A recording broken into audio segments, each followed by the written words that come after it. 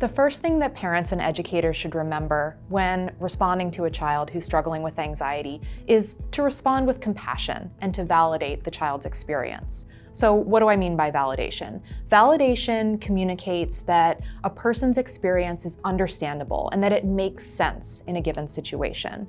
So you seem really frightened right now. This is hard for you. Importantly, when we validate, we're not considering whether or not the anxiety is justified or rational in a given situation. So for example, if your child is having a panic attack before going to a party, it doesn't matter if you're like, there is nothing for you to be anxious about here. There is absolutely nothing dangerous in this situation, because that's not what your child is responding to. And for any of us, if we get told, you're being silly, just calm down, just relax, how effective is that? If anything, it makes us more upset. When your child is anxious, they are perceiving that something in their environment is dangerous to their life or well-being, and their fight or flight response kicks in, and that's what they're responding to. And for any of us, adults included, when we're having big emotions, it's hard for us to think logically and respond rationally in the moment. So if you and your child both want to go to that party, you want them to go to that party, we need to get them to a place of calm before they'll even consider going in the door. Connecting with validation is going to be much more impactful than trying to rationalize with them in a difficult situation when emotions are high. If you're looking to validate, there are a couple of phrases you can use around any given emotion. So, you seem emotion. It makes sense that you would feel emotion. I wonder if you are emotion. In our clinic, we always encourage parents to connect before you redirect, which really just means communicate using validation first to help the child re-regulate before you jump to problem solving around the issue. Now, once you've validated, it's important to express confidence in your child's ability to manage their anxiety. So in our party example, that might look like, it makes sense that you feel really scared to go to this party because it's important for you to make friends. And I know that you can handle this tough situation.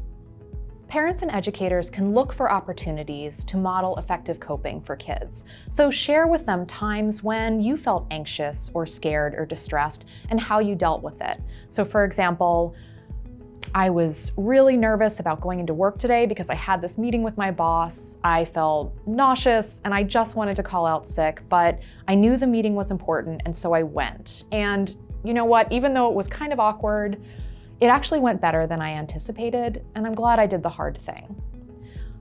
Modeling effective coping lets kids know that they're not alone. It also helps them to understand that bravery doesn't mean there's no fear. Bravery is doing the hard thing despite the fear and despite the anxiety. And so when you show kids that this is how you deal with things, that helps them know, I can do hard things too. Parental responses to child anxiety can be very powerful. So powerful, in fact, that we have treatments for child anxiety where the therapist doesn't even meet with the child, working only with the parents and working to change parent behavior in response to child anxiety, we can see reductions in child anxiety. And this happens by reducing parental accommodation. Parental accommodation refers to the changes that we make as parents to our own behavior in response to our child's distress around anxiety or obsessive compulsive disorder. And this can play out in many different ways. This can look like taking your kid to and from school if they're scared to take the bus. This can look like never going on a date with your partner because your kid doesn't want to have a babysitter. Or maybe it's basically writing your kid's English essay for them because they feel too overwhelmed by the task, or even contacting their teacher to get them out of the assignment.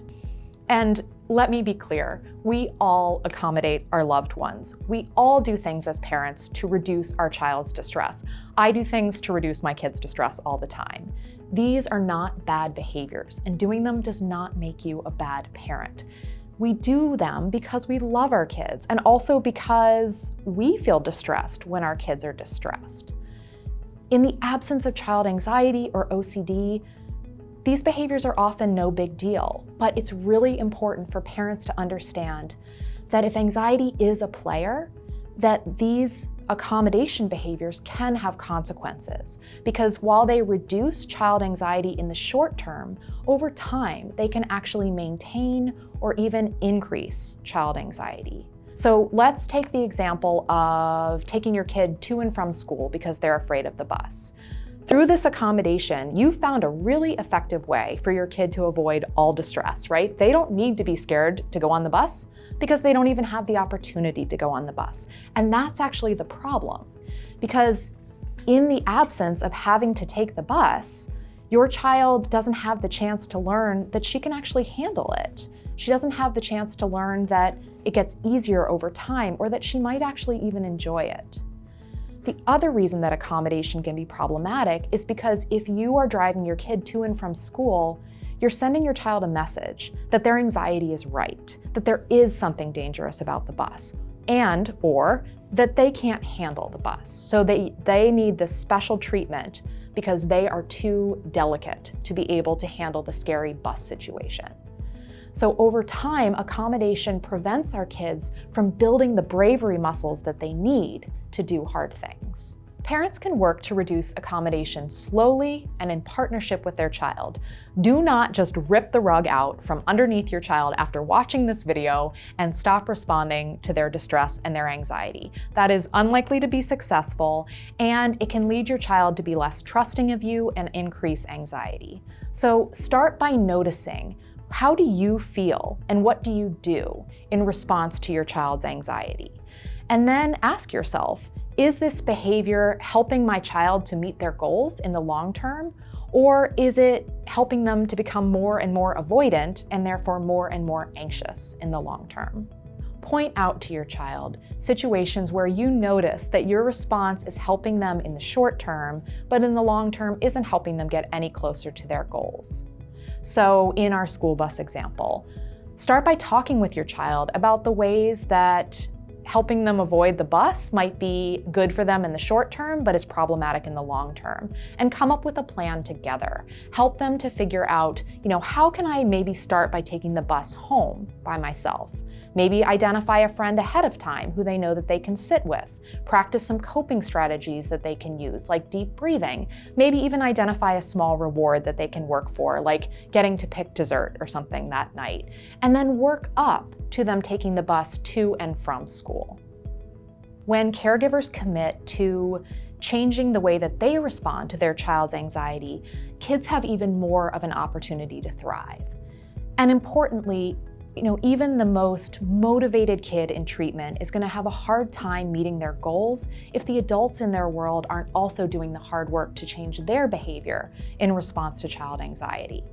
So becoming involved in child treatment is so beneficial both to the child, to the parent, and really gives the family the confidence to manage anxiety symptoms and improve overall well-being.